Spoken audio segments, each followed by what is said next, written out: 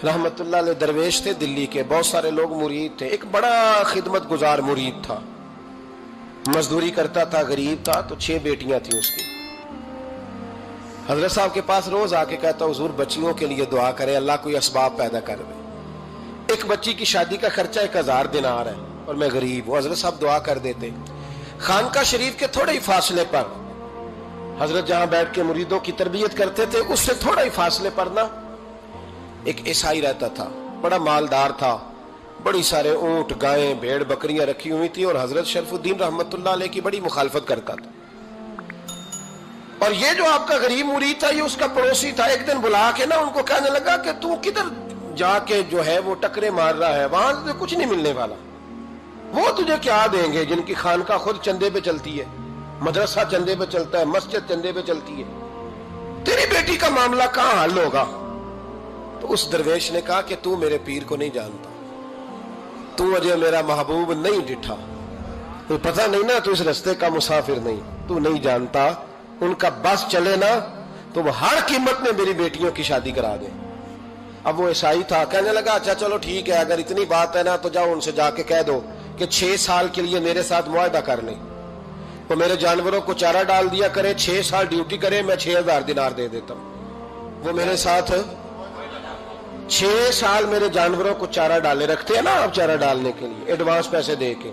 अब तो लोग उन्हें भी गुलाम ही बना लेते हैं, बड़ी थोड़ी तनख्वाह देते हैं, जुल्म करते हैं, पूरा मुआवजा नहीं देते। हजरत शेख शरफुद्दीन के बारे में वो कहने लगा, जब अपने पीर से जाके कह के मेरे जानवरों को 6 साल चारा डाले, मैं 6000 दे देता हूं, तू जो कहता है हर कीमत पे जाने को तैयार है। उसने जब ये बात की तो मुरीद ने नाराज हो गया, वो लड़ाई हो गई, गिरबान पकड़ लिया, झगड़ा हुआ, बात बड़ी दूर गई। इस तरह की बात करता मेरे हजरत के बारे में, तेरे जैसे कई मैं वहां काम पे रखा दूं। जब वो बड़ी बहस हुई, बात मोहल्ले में, इलाके में फैल गई, दुनिया ने सुन ली, तो शेख शरफुद्दीन तक भी पहुंच गई। इस तरह झगड़ा हुआ है। लोग सो गए इशा की नमाज के बाद। हजरत साहब ने ना सर पे कपड़ा लिया, उस ईसाई के दरवाजे पे दस्तक दी, वो बाहर आया, फरमाने लगे लोग तो सोच समझ के मुलाजम रखते हैं, तूने भी तो सोच ही लिया होगा, तभी तो मुझे ऑफर की है। तू अपनी ऑफर पे कायम है? वाकई मुझे रख लेगा और 6000 दिनार दे देगा? कहने लगा जा बाबा काम कर अपना। फरमाया नहीं, तूने इतने लोगों में बात की, इतनी बहस हुई, तो कायम है? कहने लगा मैं तो कायम हूं, पर आपने नहीं कायम रहना। फरमाया मैं सोच समझ के आया हूं। उसने कहा आप ड्यूटी करेंगे, भैंसों को चारा डालेंगे? फरमाया एक शर्त, बस जब अजान हो जाए ना तो मुझे रब की नमाज पढ़ने की इजाजत दे देना, बाकी सुबह शाम जो तू कहेगा। अगर उस गरीब की बेटियां ब्याही जाए तो मुझे और क्या चाहिए? उसकी 6 बेटियों का बोझ है उसके सर पे, तू मुझे रख ले। अल्लाह अकबर। वो कहने लगा चले पे मेरे साथ खते बंदगी कर ले। आजकल हम स्टाम करते हैं, उस जमाने में खते बंदगी होता था, गुलामी का खत, काजी शहर के पास, यानी उसका ख्याल था कि चलो स्टाम की बात करूंगा तो भाग जाएंगे। फरमाया चल मैं तैयार हूं। काजी तक गए, तय हो गया, 6000 दिनार दे दिए। हजरत ने मुरीद को बुलाया, फरमाया पुत्र ये ले जा, जा मेरी बेटियों को रवाना कर दे। कहने लगा हुजूर ये क्या कर रहे हो आप, कुछ सोचे? फरमाया यार जब तुझे बेटा बना लिया तो फिर मेरी पोतियां तो लगती हैं ना, मेरा हक तो बनता है ना, जा जाके ड्यूटी कर, उनको ब्याह दे। बात फैल गई। बादशाह भी अकीदतमंद था, वो 12000 दिनार लेके पहुंचा। क्या बताऊं इन रब के बंदों का दिल कैसा होता है, क्या दर्द होता है, क्या रंग। 12000 दिनार लेके बादशाह आया और आके हजरत को पेश किए, का हुजूर आप दें इस ईसाई को, डबल दें और जाए काम करें। आप फरमाने लगे तू पैसे दे, शर्तें ना लगा, मेरा जहां दिल करेगा मैं खर्च करूंगा। मुझे तो मजा ही अब आने लगा है, अभी तो लुत्फ आ रहा है, अभी तो जायका आया है कुछ करने का। पैसे देने हैं तो दे, पाबंदी ना लगा, जहां मेरा दिल करेगा मैं। उसने कहा हुजूर ठीक है रख ले। हजरत ने फजर मस्जिद में पढ़ी, जेब में 12000 दिनार थे, ऐलान फरमाया भी किसी और की बेटी भी बैठी है तो पैसे मेरे पास है। वो 12000 दिनार भी बांट दिया और 12000 दिनार बांट के ना तो फिर चले गए खेत में चारा काटने। उस ईसाई को किसी ने बतलाया कि उनके पास तो 12000 आया है, पर तुझसे जान नहीं छुड़ाई उन्होंने। वादा ये हुआ था कि 6 देंगे तो जाएंगे, जब तक देंगे नहीं तेरे घर में काम करेंगे। वो ना चारा काट रहे थे, हजरत साहब तो वहां पहुंच गया, दूर जाके खड़ा हो गया, कहने लगा बाबा پہلے تو میں نے مسلمانوں کے اخلاق سنے تھے، اب تو میں نے دیکھ بھی لیے، پر یہ بتا جب 12,000 آیا تھا جان کیوں نہیں چھڑائی؟ تو حضرت چارہ کاٹتے کاٹتے رو پڑے، فرمانے لگے تو نہیں نہ جانتا یہ بیٹیاں سانجھی ہوتی ہیں، پتہ نہیں نا؟ میرے رسول پاک نے تو حاتم تائی کی بیٹی کے سر پہ کپڑا رکھ کے کہا تھا بیٹیاں برابر ہوتی ہیں، تو یہ نہیں پتا جب اس کی 6 بیٹیوں کی شادی ہوئی ہے میرے اندر روحانیت کتنی بڑی ہے۔ فرمایا پھر 12,000 آیا ہے تو 2-4 بچیاں پھر گئی ہیں، تجھے نہیں پتا میں اندر سے راضی کتنا ہوں، میں تیری نوکری کرتا رہوں گا، پتہ نہیں اللہ کتنی بیٹیوں کو بیاہ دے گا۔ اتنا رویا وہ عیسائی کے پیروں میں بیٹھ گیا، کہنے لگا بابا میں نے تیری مخالفت کی ہے پر تیرے قریب آ کے پتہ چلا ہے کہ تو بہت اونچے اخلاق کا مالک ہے، اور اگر تیرا یہ مقام ہے تو تجھے اخلاق سکھانے والے محمد عربی کی شان کتنی ہوگی۔ ظالم کی بولیے جاتے نہیں لوگ جھوٹے گواہ بن کے، وکیل صاحب کو نہیں پتا ہوتا کہ یہ بندہ مجرم ہے جو میرے پاس آیا، کیا مجرموں کے وکیل نہیں ہوتے؟ بولے تو اس کو پتہ نہیں ہوتا وکیل صاحب کو کہ یہ صاحب مجرم ہے، میرے پاس مقدمہ لے کے آئے، اور اگر بے ادبی نہ ہو جائے تو میرا خیال ہے قاضی عدالت کو بھی پتا ہوتا ہے کہ مجرم کون ہے اور مظلوم۔ میرے نبی پاک صلی اللہ علیہ وسلم نے اس قدر زیادہ سختی فرمائی اس مسئلے میں، فرمایا جس کو پتا تھا کہ فلاں آدمی ظالم ہے، ظلم کر رہا، پھر وہ ظالم کا گواہ بنا یا اس نے ظالم کی مدد کی، کتنی کی؟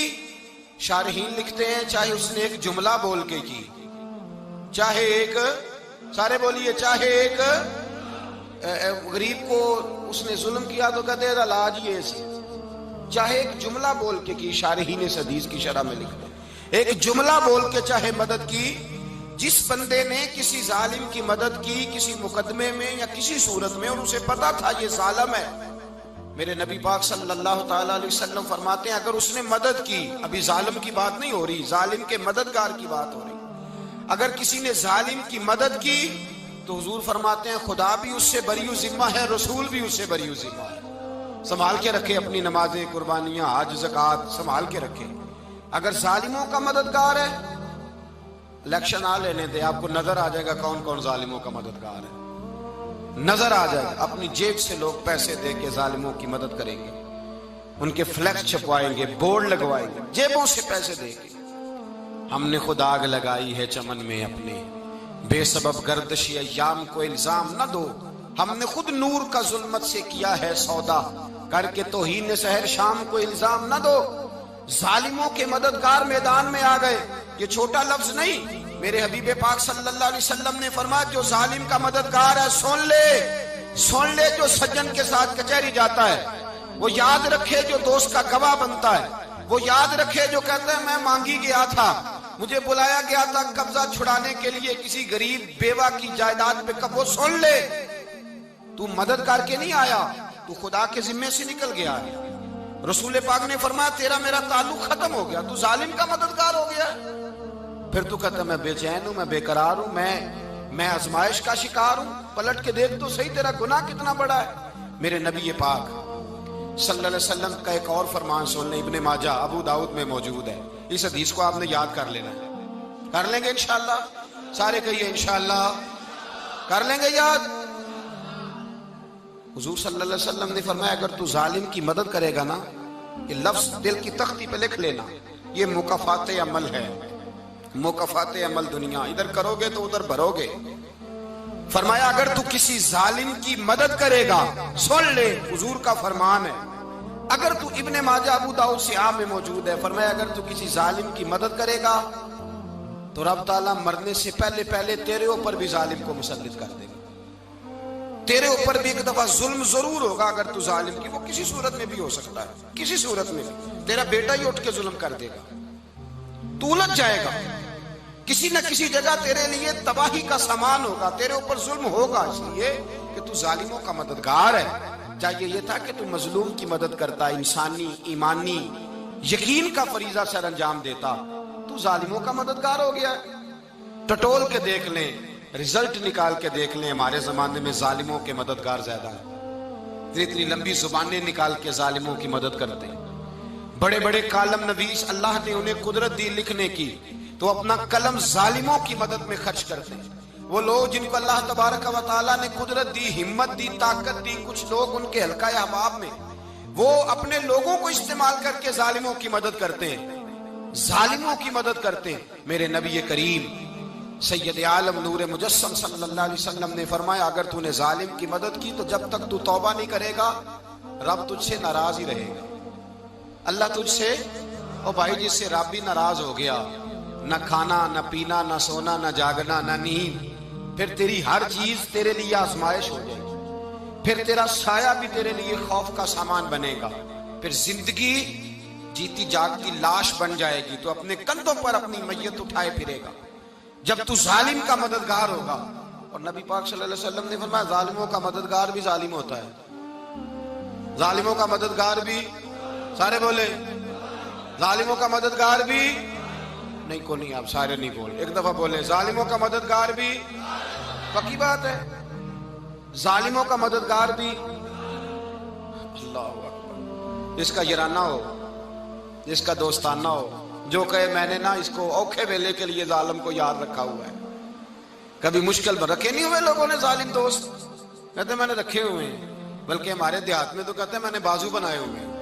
کس کو بازو بنا لیا؟ ظالم بھی کبھی بازو ہوتا ہے، جو ظلم کی تلوار لیے میدان میں کھڑا ہے۔ قارون، حامان، فرعون، نمرود کا حال نہیں لوگوں نے دیکھا؟ اپنے زمانے میں آپ نے کتنے لوگ نہیں دیکھے جن کے سائے سے، آواز سے لوگ کانپتے تھے؟ پھر پولیس کی گاڑیوں میں وہ اس طرح مردہ پڑے کہ دنیا نے تماشا دیکھا ان کا۔ یہ رنگ ہم نے دیکھے نہیں اپنے آنکھوں سے۔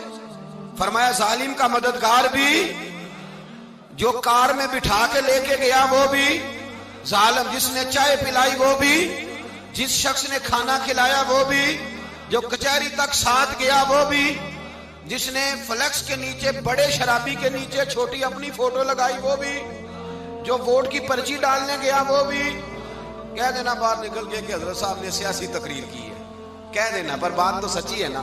خوگرے حمد سے تھوڑا سا گلا بھی سن لے، خوگرے حمد سے تھوڑا سا بھی گلا۔ امام مالک کے پاس ایک بندہ آیا، اس نے کہا حضور میں درزی ہوں، ایک ظالم بادشاہ مجھ سے کپڑے سلواتا ہے، میں تو ظالموں کا مددگار نہیں نا۔ ایک ظالم بادشاہ مجھ سے، حضور میں تو مددگار نہیں نا ظالموں کا، جو فرمایا ظالموں کا مددگار بھی ظالم ہوتا ہے، تو کپڑے لے کے آتا ہے میں سی کے دے دیتا ہوں، ذمہ داری نہیں۔ یہ ایک آدمی دکاندار ہے، اس سے کوئی بندہ چیز خریدنے آئے گا تو تھوڑی کہے گا میں نے نہیں دینی، تو دے گا۔ کوئی بندہ اگر کسی شخص سے کوئی کام کہتا ہے جو اس کی فیلڈ ہے، اس کا شعبہ ہے، اس کا معاش کا وہ سلسلہ ہے، کہتے ہیں یا رسول اللہ صلی اللہ علیہ وسلم ظالموں کا مددگار بھی ظالم، حضور نے فرما دیا۔ تو امام مالک سے بندے نے مسئلہ پوچھا، دل کی تختی پہ لکھنے والی باتیں ہیں، کہا حضور میں درزی ہوں، ظالم کپڑے سلواتے ہیں، میں تو مددگار نہیں نا۔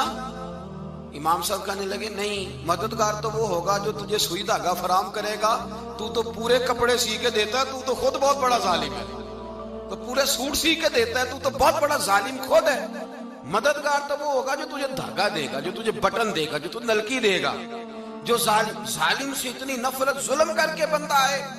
یہاں تو ہمارے زمانے میں ہیرو بن جاتے ہیں لوگ، ظالم ہیرو ہے، لوگ اس سے ڈرتے پھرتے ہیں، گھومتے پھرتے ہیں، اور بہت سارے کم مزاج لوگ اس کے پیچھے ہاتھ باندھ کے پھرتے ہیں۔ ظالموں کی مدد کرنا، ظالموں کے ساتھ رہنا، یہ ظلم ہے، ظلم، یہ زیادتی ہے۔ میرے نبی پاک صلی اللہ تعالی علیہ وآلہ وسلم نے ارشاد فرمایا، یاد رکھو رب فرماتا ہے میں مظلوم کی مدد ضرور کروں گا، چاہے جلدی کروں چاہے دیر سے کروں، میں مظلوم کی مدد۔ اور حضور صلی اللہ علیہ وسلم نے فرمایا ہے، حضرت معاذ بن جبل کہتے ہیں حضور نے مجھے یمن کا گورنر بنایا، جب میں جانے لگا نا تو حضور نے بڑی نصیحتیں کی، بخاری میں موجود ہے، فرماتے ہیں جب میں پلٹنے لگا تو میرے رسول نے فرمایا معاذ ایک منٹ ٹھہر جا، ایک بات میری یاد رکھنا، اس کو نہ بھولنا۔ کہا حضور کیا؟ فرمایا دیکھنا کسی پہ ظلم نہ کر بیٹھنا، کہیں تجھ سے زیادتی نہ ہو جائے۔ محبوبہ پھر حضور نے فرمایا سن میرے معاذ، میں تجھے گورنر بنا رہا ہوں، زیادتی نہ کر بیٹھنا۔ یا رسول اللہ صلی اللہ علیہ وسلم کیا ہوتا ہے؟ تو میرے کریم نے فرمایا جب مظلوم دعا کے لیے ہاتھ اٹھاتا ہے تو عرش کا مالک کہتا ہے فرشتوں پیچھے ہٹ جاؤ، عرش کا مالک کہتا ہے فرشتوں پیچھے ہٹ جاؤ۔